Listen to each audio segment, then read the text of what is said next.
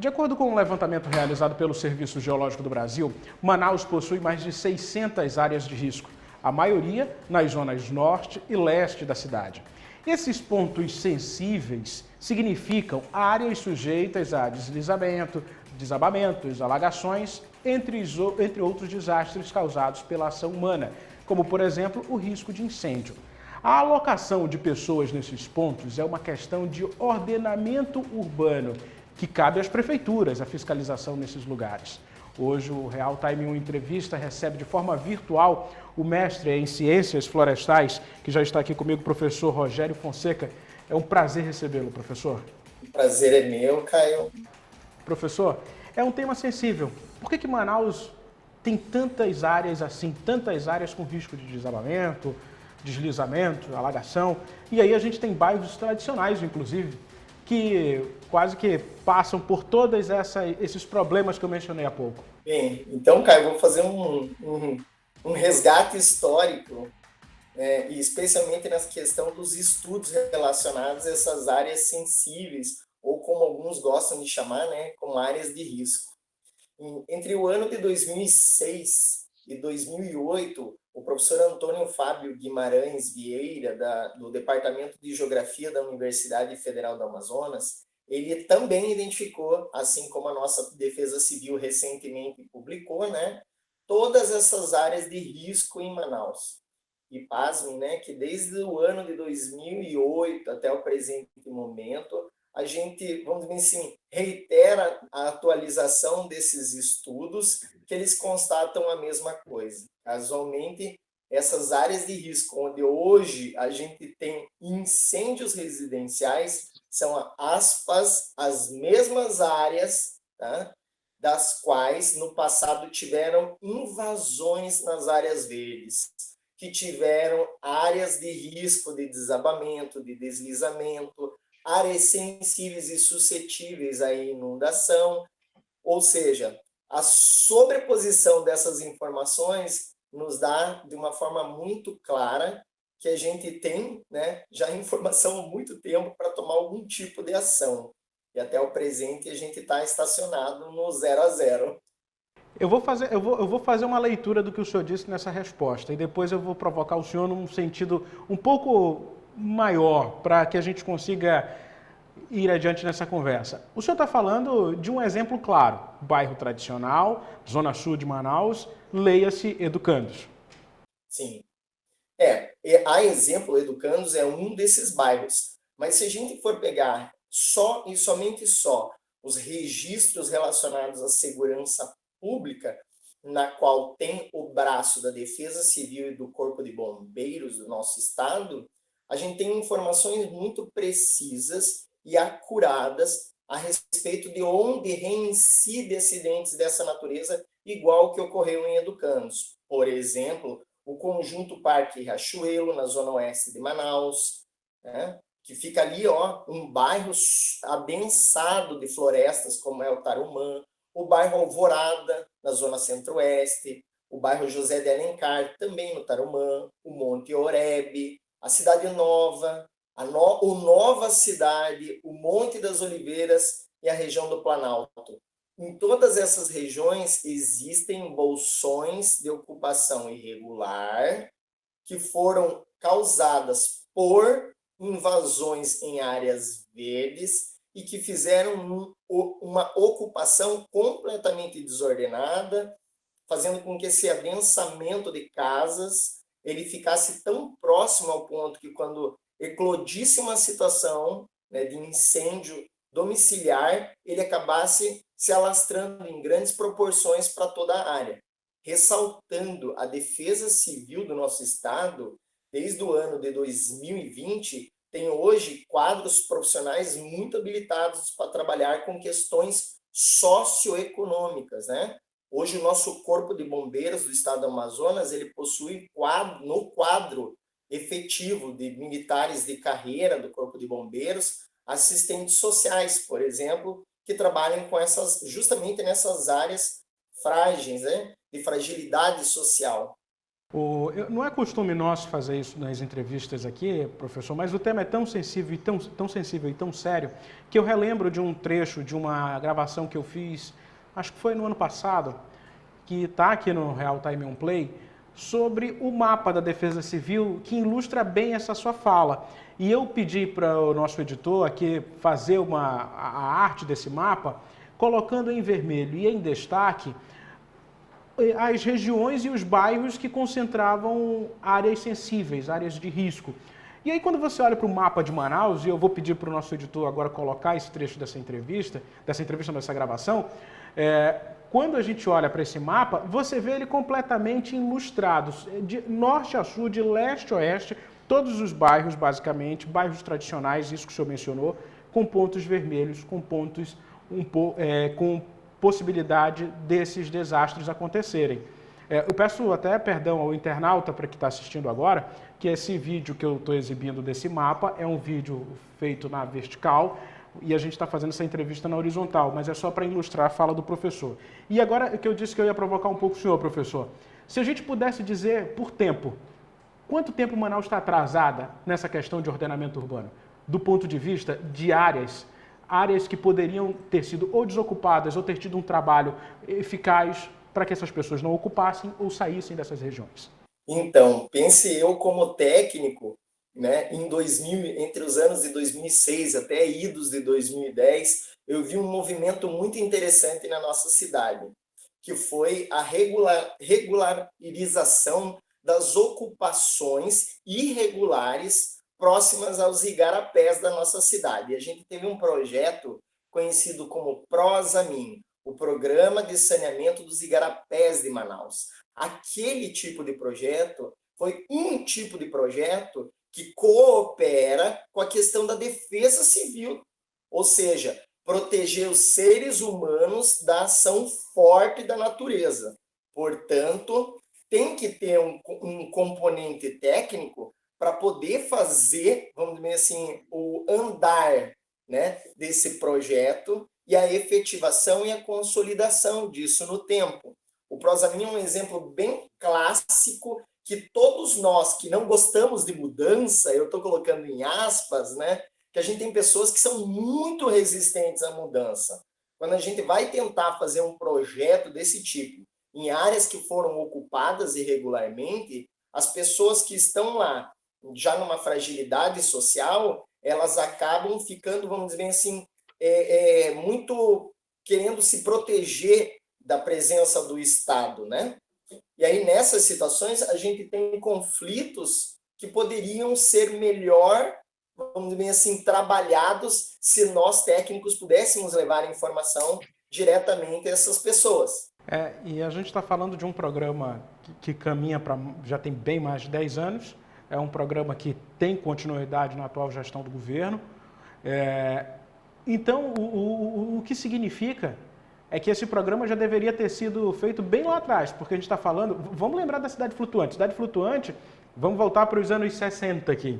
Cidade Flutuante existia ali na frente de Manaus, ali na região da zona sul da cidade.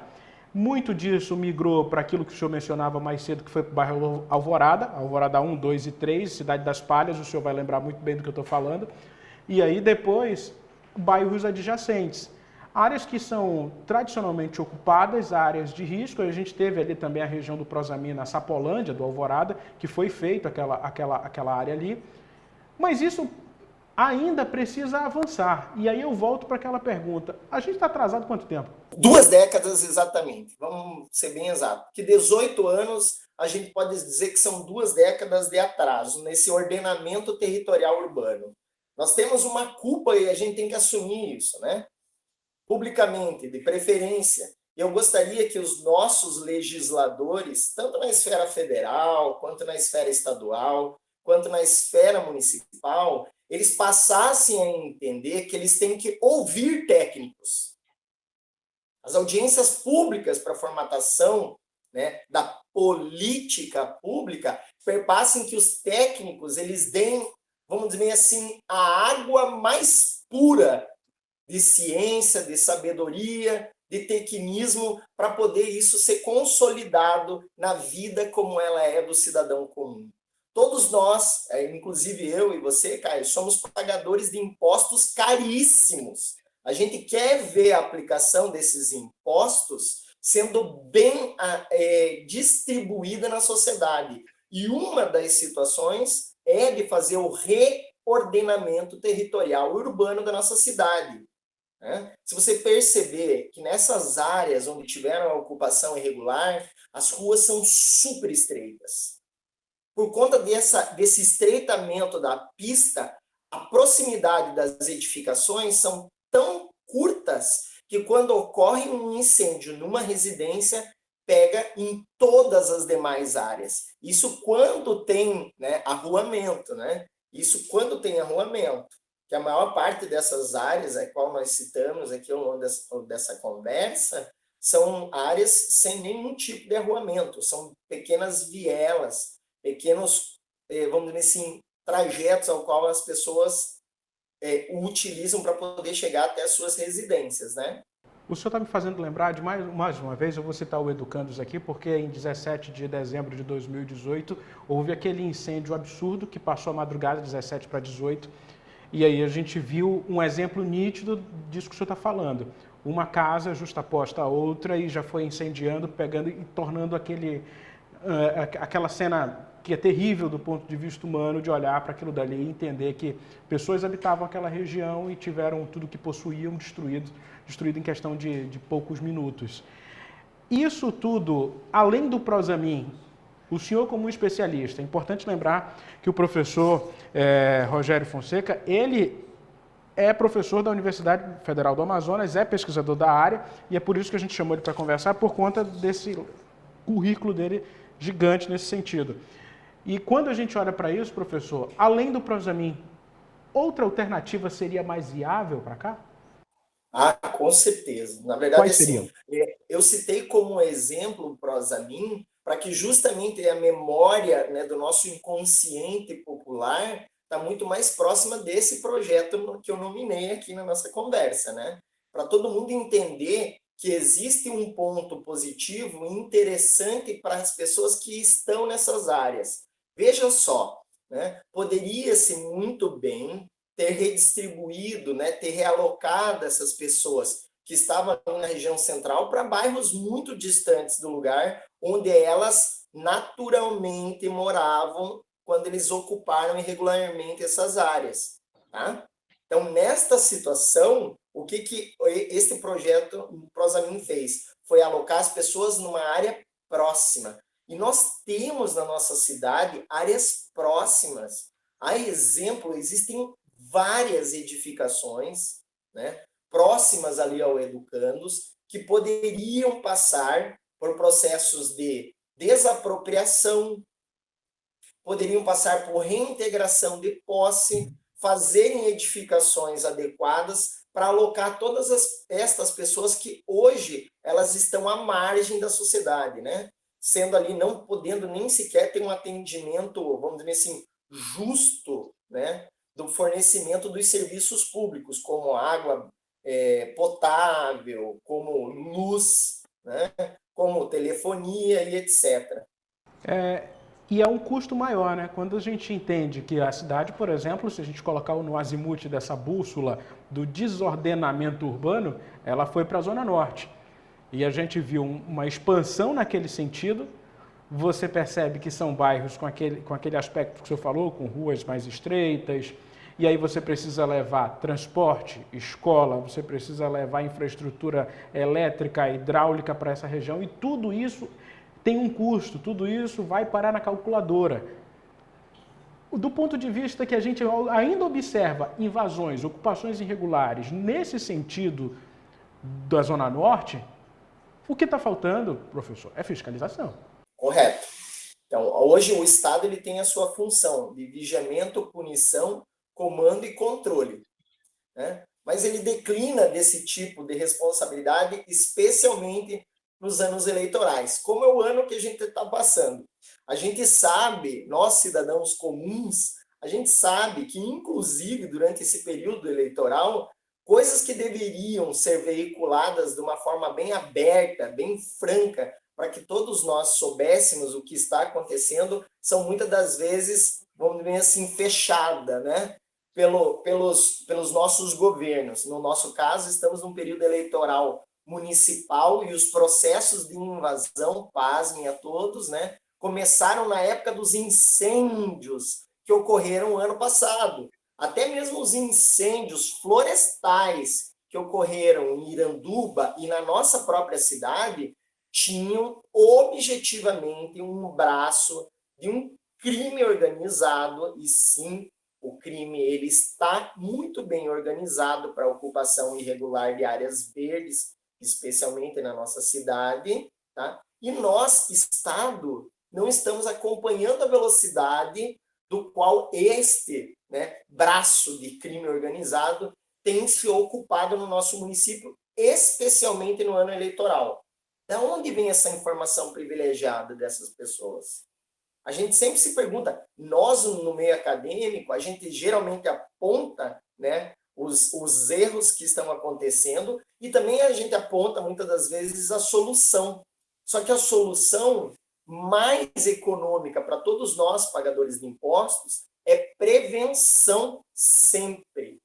A prevenção é muito mais barata do que a gente, vamos dar exemplo, né? Vamos ter que realocar, reordenar pessoas que já estão morando numa região, que já conhecem todos os seus vizinhos, né? Os vizinhos são literalmente a família que a gente tem ali do nosso lado, né? As pessoas que nos apoiam, inclusive nas situações de risco, como aconteceram ali no bairro de Educandos, né? Familiares e vizinhos, um apoiando o outro. Então, nessa situação, sempre, o ordenamento territorial urbano, ele tem que partir de um pressuposto técnico e também de uma necessidade do povo. Hoje, né, hoje, na nossa cidade, nós precisamos fazer um reordenamento territorial urbano. Né? O plano diretor está aí, ele está sendo acolhido, ele está sendo obedecido. Olhem para a parte, aspas, mais rica da cidade, a zona oeste de Manaus. Áreas que eram verdes, áreas que repunham, por exemplo, né, a água que nós utilizamos para abastecer a nossa sede na cidade de Manaus, da zona oeste e da zona norte, essas áreas todas estão ocupadas. Esse desordenamento territorial está poluindo essas áreas e, sim, dentro de muito breve, nós vamos pagar uma água muito mais cara em virtude dessa irresponsabilidade, vamos dizer assim, da prevaricação que o Estado, nas três esferas, seja na União, seja no Estado e no município, em não exercer sua função fiscalizatória. Essa é uma área reconhecidamente, a gente entra na região do Alphaville, a própria Ponta Negra, esses dias eu estava vendo uma foto de 1994 da Ponta Negra, ali da Orla de Manaus. Apenas um prédio, acredito que era o Barão do Rio Negro, o único edifício que estava instalado ali. Hoje você pega a mesma fotografia e faz uma comparação, toda aquela faixa de floresta que existia naquele trajeto está desaparecendo. E isso vai também dentro do Tarumã-Açu, inclusive nas nascentes daqueles igarapés que existem ali, leia-se agora, recentemente, até o Água Branca. Corretíssimo. Sua observação ela é bem interessante, porque você está resgatando até um lapso histórico de tempo, né? De 1990 para cá, Manaus teve esse inchaço, esse boom populacional, mas recentemente a gente teve, né, a exemplo, um fluxo migratório de refugiados de um país vizinho na nossa cidade. A gente teve um crescimento exponencial muito forte de pessoas que estão morando aqui junto conosco. E é conseguir, né, atender esse público que não existia no nosso país e agora existe na nossa cidade e são irmãos nossos, a gente tem que acolhê-los da melhor forma possível. Reordenar de onde hoje eles estão para um lugar melhor vai ser uma visão de futuro excelente para a nossa cidade. A exemplo, a zona oeste da nossa cidade, hoje, ela está tendo os mesmos projetos de ocupação, né, residencial que tem na zona norte da cidade. Você vai ali próximo desse bairro aí que você citou, né? Bairro não, né? Desse loteamento chamado Alphaville, desse condomínio chamado Alphaville, você tem residenciais multifamiliares ali.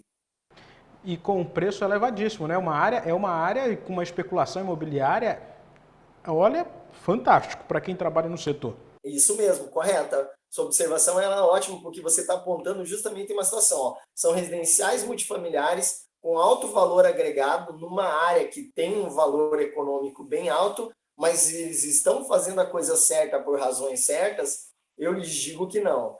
Existem muitas pessoas hoje, né, que estão fazendo coisas certas, mas as razões elas não estão corretas, elas estão erradas. Professor, para finalizar, o senhor mencionou o plano diretor numa resposta anterior. Nosso plano diretor, ele está adequado? Nosso plano diretor está atrasado ou nosso plano diretor falta exercê-lo? O nosso plano diretor ele é pouco técnico, sendo bem sincero, né? Se formos comparar o plano diretor de outras capitais do Brasil, né, que são planos técnicos, o nosso ele é demasiadamente político. A gente tem que entender que quem formata o legislativo municipal, estadual, federal, são pessoas da sociedade. E elas têm interesses privados muitas das vezes, né? E esses interesses privados acabam sendo, vamos dizer assim, incorporados dentro de um plano que deveria ser meramente técnico, que é o caso do plano diretor, né? O plano diretor, ele te dá endereços, ele te dá direcionamentos, ele te dá diretrizes que são importantes para que o futuro da cidade seja bom. Hoje, se a gente, assim como você acabou de me perguntar, né? O plano diretor nosso ele é demasiadamente político e pouco técnico. Nós precisamos que, na nossa nova formatação da Câmara de Vereadores da cidade de Manaus, e aí quem está nos ouvindo, está nos assistindo, por favor, votem bem em ótimos representantes legislativos para a Câmara de Vereadores. Caso contrário, a gente vai ter uma cidade, sim, desestruturada, ocupada irregularmente. A gente não quer repetir os mesmos erros do passado. E eu tenho certeza que aqui, né, o jornalismo está fazendo a sua função social de levar a melhor informação para a sociedade, para justamente a gente corrigir em tempo todos esses erros do passado e do presente também, né? É uma proposta do Real Time 1, fazer um jornalismo de esclarecimento com credibilidade e responsabilidade na informação. Obrigado, professor. Obrigado mesmo por ter atendido o nosso convite de forma virtual. Prazer conversar com o senhor. Acho que a conversa vai render inúmeros cortes aqui, porque tem muito conteúdo para refletir. Obrigado. Obrigado a vocês e estamos sempre à disposição. Um grande abraço, Caio. Obrigado. Vou pedir só para o senhor ficar na tela, só um instantinho, enquanto eu me despeço de você, internauta. Curta, comente, compartilhe. Inscreva-se em nosso canal no YouTube, é o RT1 Play. Até uma próxima oportunidade.